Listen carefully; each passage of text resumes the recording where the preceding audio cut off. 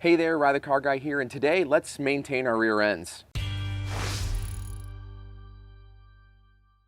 We're doing two quick jobs on the rear axle housing and differential today, and the first one is our rear differential breather relocation kit. Bet you never guess what that does.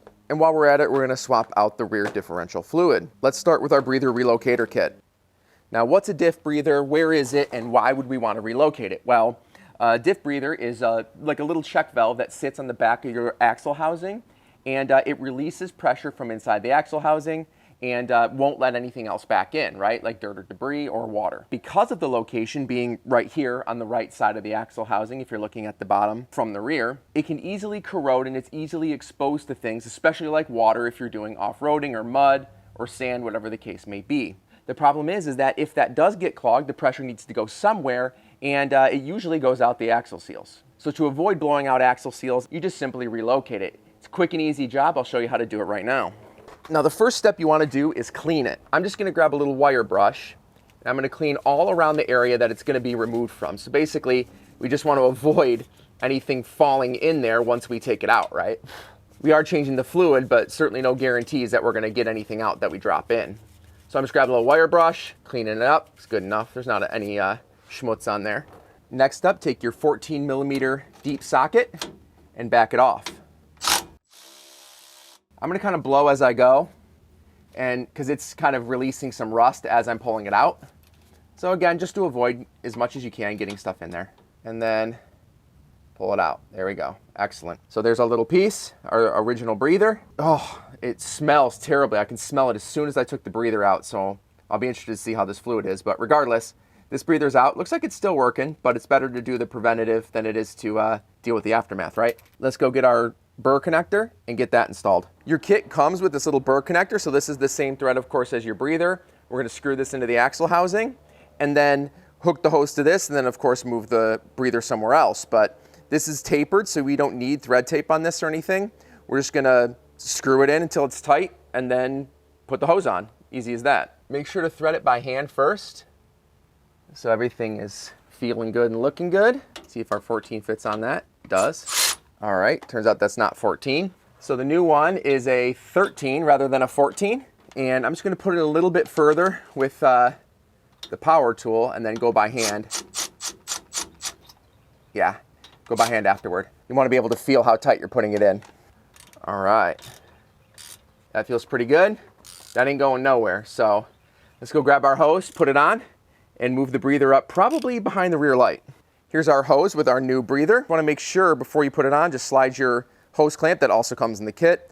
Make sure you slide that on there, and then we're just going to go push this onto those burred ends and run this up to behind the tail light. Now, I get the longest length I can. The kits come, I think they come in 2 different lengths, and I have the longest only because I plan to lift the rear end, and this will allow me to have some slack near the axle, so it can, of course, articulate and move up and down as the rear axle moves up and down. So let's go slap this on. Grab that hose, push it on there. Excellent.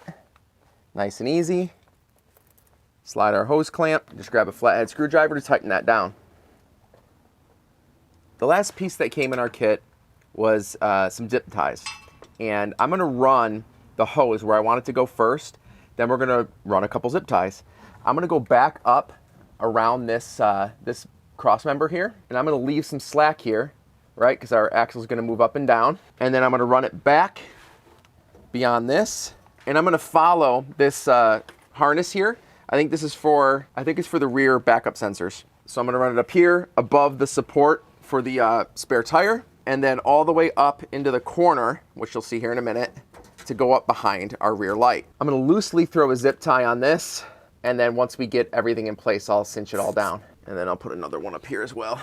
All right, looks like I may have been a little too optimistic on running it in front of that cross member, that front cross member. So I'm actually gonna move it to the rear to free up more space. I did it that way on my Xterra, but my Xterra is a heck of a lot shorter, right? Move that up, there we go. And then I'll just run it the same route. Excellent, well, it looks like you're just gonna have to sit down here for now, but let's go take the rear light off and cinch it up there. I'm removing the passenger tail light, the right tail light. Oops, wrong way. Just remove the 2 bolts inside the tailgate and then slide it this way. There you go. Easy as that. Not even going to disconnect it. If you have nice paint and care about it, make sure you protect that. I'm just going to let it sit like this, and that's going to expose the rear of our light. Now all we need to do is grab our breather hose, feed it up. Is that the right place? It is. Perfect. And then zip tie it to, I'm going to zip tie it to the harness here. Probably going to have it, I don't know, I'll like loop it around or something. I'm not sure yet. I mean, you just want to keep it from falling. That's the whole goal, right? Better yet, there's a little mount right here. So let me grab that. I'll show you here. There you go. That's where I ended up zip tying it. There's a little, one of those obnoxious plastic clips that hold the harness in. And I just wrapped it around that and then around the hose.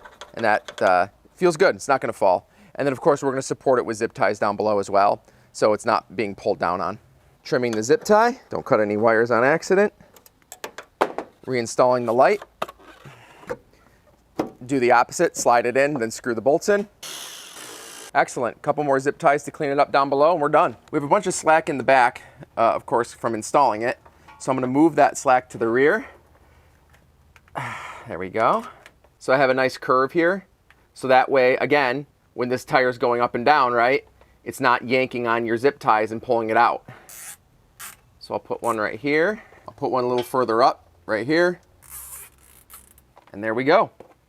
Installed. All right, part 1 done. We have our new differential breather and it's moved up and out of harm's way. And honestly, that's a very easy job. Even with recording this video, I think it took me about 30 minutes to get done. And if you thought that looked easy, just wait for the next part. The next part is, of course, our differential fluid. For this Titan, I'm going to be towing, and I want to make sure that my differential fluid is swapped out and ready to go before I make this big trip and go pick up my trailer.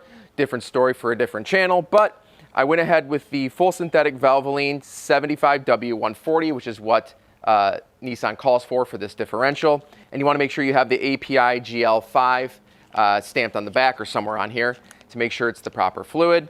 And I bought the flex bags. I did the front differential not too long ago with the standard containers and it was pure hell. So I'm gonna try these new flex bags. I'm pretty excited. So this is a simple drain and fill. So let's go down and crack the fill plug. Make sure you can crack those before cracking your drain plug. You wanna, in case you have any issues, right? If you can't fill it up, you're gonna have problems. So we'll make sure we can do that. Drain out the fluid, put this in, and we're ready to rock. So for our differential, we wanna make sure that you have your drain pan. And I like to have cardboard because somehow I always spill. I don't know how I do it, but it's one of my hidden talents. So we have our drain pan down. Again, we want to grab our fill plug, which is right here. And then down here is our drain plug, right in the very bottom. And it's nice because your 3/8 socket head will fit right in here. There we go. Nice. We don't necessarily need to take this out all the way. Can, of course, it's not really gonna hurt anything. In fact, it might just drain faster. And once you're sure that can open, grab the bottom one. There we go. Excellent. And drain the fluid out. Make sure you bring gloves too. You're inevitably gonna get stuff on you. I'm gonna grab some of this fluid just to show you. I'm sure it's pretty gnarly. There we go. Let it sit, let it drain. I'm gonna go wipe my hands down. You wait here. Oof, take a look at that oil. That is some dark differential fluid. Hey, that's why we're changing it, right? Now before we plug this up, there's 2 things we wanna do. First of all, your drain plug is gonna be a little magnet and you wanna make sure you clean that up. It's designed to collect all the little metal shavings that come off the gears and you wanna make sure you wipe that off. It's gonna have all that goop on it, kind of funky looking. And then underneath, you're gonna see a magnet. So make sure that's nice and clean. And then also you wanna grab your thread sealant. We're gonna throw thread sealant on this and on the fill plug when we reinstall that. Honestly, this doesn't look as bad as I thought it would. So yeehaw, there you go. I'm gonna finish wiping this off, then we'll go plug it back up. All right, with that all clean, I also went through and grabbed a little wire wheel, or excuse me, wire brush, and just took all the old thread sealant out of all of the old threads. And now we're gonna grab some new thread sealant. I have that in here. Of course, I'll put it in the description below. But we want to put it on not your leading threads, a little bit lower down. There we go. Probably putting on way too much. I usually do. And one final wipe of the drain hole here. Perfect. Now, once we get it tight, go grab our torque wrench. And this is going to go in at 20 foot-pounds. And when we put the fill plug back in, it goes in at 25 for some reason. 20 foot-pounds, let's go.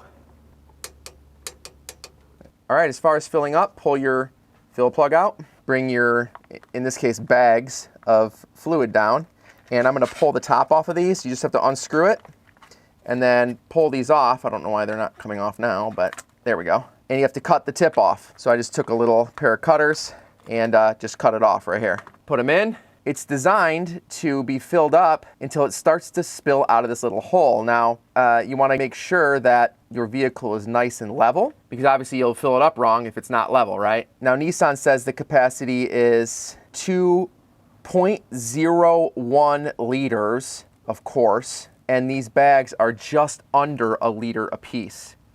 They're 946 milliliters, so so technically you need to buy 3 of these instead of 2, and that way, of course, it's a $60 fluid change instead of a $40 fluid change. This is the first time that I've used these bags, and I can tell you I'm already in love. That was utterly fantastic.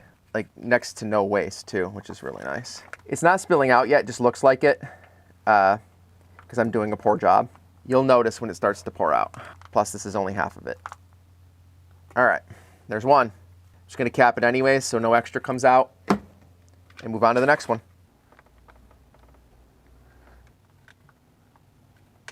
All right, I was kind of hoping we could get away with not opening our third bag. It's not looking good. Squeeze every last bit in here and see if it starts to spill. Dang it. All right, opening the third, keep going. Now the third one, you wanna go easy because you're gonna reach your max here pretty quick. So I'm just gonna be much more gentle and slow. Now it looks like it's starting to fill over. Yeah, there we go. You can see a definite stream. When you start to fill some up, comes out, starts pouring out. But that's our sign. Let's go clean up our fill plug. We'll let this drain a little bit till it stops pouring out, and then we'll throw some thread sealant on, tighten it down to 25 pounds, and we are done.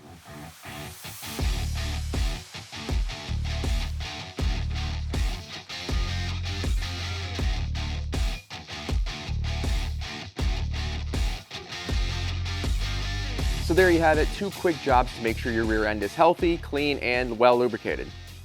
All jokes aside, I consider these critical maintenance, especially if you're gonna be towing, right? You wanna make sure that this rear end is nice and healthy.